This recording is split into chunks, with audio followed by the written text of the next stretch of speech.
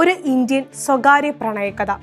IndiGo എന്ന സ്വകാര്യ സ്ഥാപനത്തിലെ സാങ്കേതികമായ തടസ്സം, പ്രതിസന്ധി ഒരു രാജ്യത്തിന്റെ ചലനാത്മകതയെ അങ്ങോളം ഇങ്ങോളം ബാധിക്കുന്ന അവസ്ഥയ്ക്ക് കഴിഞ്ഞയാഴ്ച നമ്മുടെ നാട് സാക്ഷിയായി. എയർപോർട്ടുകൾ നിറഞ്ഞു, ജനം വലഞ്ഞു.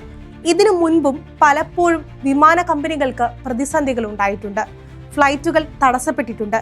പക്ഷേ അപ്പോഴൊന്നും സർക്കാരിന് അടിയന്തര സ്വഭാവത്തിൽ ഉത്തരവുകൾ പുറപ്പെടുവിക്കേണ്ടി വന്നിട്ടില്ല. ഒരു കമ്പനിയെ മാറ്റി നിർത്തി രാജ്യത്തിന് സ്വാഭാവികമായി പ്രവർത്തിക്കാൻ ആവാത്ത അവസ്ഥ സമീപകാല ഇന്ത്യയുടെ ഭരണ സംവിധാനത്തിലെ നയപരമായ വ്യതിയാനങ്ങളുടെ ബാക്കി പത്രങ്ങളിൽ ഒന്നാണ്.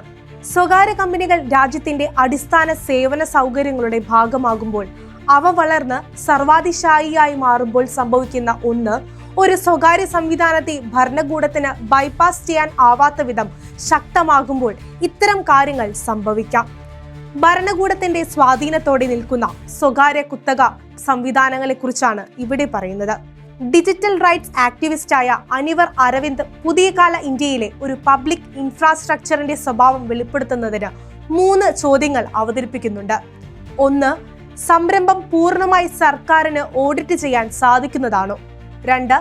ഈ സംരംഭത്തിന് സമാന്തരമായി മറ്റൊന്നിന് നിർമ്മിക്കാൻ കഴിയുമോ? 3. പൗരന് ഇത് എപ്പോൾ വേണമെങ്കിലും വേണ്ടെന്ന് വെക്കാൻ സാധിക്കുമോ? പൊതുമേഖലയുടെ കാര്യക്ഷമത വർദ്ധിപ്പിക്കാൻ സ്വകാര്യവൽക്കരണവും കരാർവൽക്കരണവും ഉപയോഗിക്കുന്നത് നവകാല പൊതുഭരണ തന്ത്രജ്ഞതയുടെ ഭാഗമാണ്. എങ്കിലും പൊതുമേഖലകളിൽ വിറ്റഴിക്കപ്പെടേണ്ട ഓഹരികൾ എത്ര വരെയാകാമെന്ന്, സ്വകാര്യ സംരംഭങ്ങളുടെ പ്രാതിനിധ്യ പരിധികൾ എത്രമാത്രമെന്ന് ഒക്കെ ഗവൺമെന്റിന് കൃത്യമായ ദർശനമുണ്ടാകണം. കാരണം ഇത്തരം സ്വകാര്യ കമ്പനികൾ ലക്ഷ്യമിടുന്നത് പൊതുനന്മയോ സമത്വമോ സാമൂഹ്യനീതിയോ അല്ല, ലാഭവും കുത്തകയുമാണ് അവർ ഒഴിവാക്കാനാണ് ആഗ്രഹിക്കുന്നത്. സമാന സ്വഭാവത്തിലുള്ള സംരംഭകരെയും അവ തെരഞ്ഞെടുക്കാനുള്ള ജനങ്ങളുടെ സാധ്യതകളെയുമാണ്. ഒരു രാജ്യത്തിന്റെ പ്രതിരോധം, ആശയവിനിമയം, ഊർജ വിതരണം, ഗതാഗതം എന്നിവ തന്ത്രപ്രധാനമായ അടിസ്ഥാന സൗകര്യങ്ങളാണ്. ഈ മേഖലകളിൽ എന്തെങ്കിലും ഒന്നില് ഒരു സ്വകാര്യ കമ്പനി ആധിപത്യം തേടാൻ ഇടവരുന്നത് ദേശീയ സുരക്ഷ സംബന്ധിച്ച പഠനങ്ങളിൽ വലിയ വീഴ്ചയായി ദേശീയ സുരക്ഷാ പഠനങ്ങൾ കണക്കാക്കുന്നു. പ്രത്യേകിച്ച് ഡിജിറ്റൽ രംഗത്തും ഗതാഗത മേഖലകളിലും കുത്തകകൾ സൃഷ്ടിക്കപ്പെടുന്നത് ഒരു തരം സോഷ്യൽ എഞ്ചിനീയറിംഗിന്റെ ഭാഗമാണ്. ഇത് കുത്തകകളെ തകർക്കാൻ കഴിയാത്ത വിധം വലുതാക്കുന്നു, തോൽക്കാൻ കഴിയാത്ത വിധം അജയ്യരാക്കുന്നു.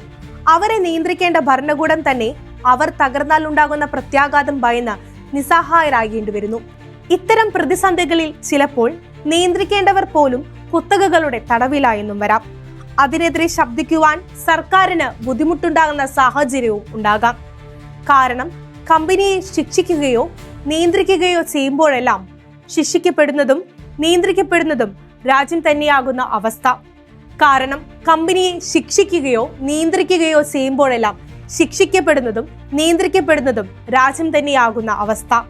കുത്തകകൾ പ്രതിസന്ധിയിലാകുമ്പോൾ അവർ സൃഷ്ടിക്കുന്ന തൊഴിലവസരങ്ങൾ, വിദേശ നിക്ഷേപം, രാജ്യത്തിന്റെ അന്താരാഷ്ട്ര പ്രതിച്ഛായ എന്നിവ പരിഗണിച്ച് ഇവർക്ക് പ്രത്യേക പരിഗണനയും ഇളവും കൊടുക്കേണ്ടി വരുന്നു.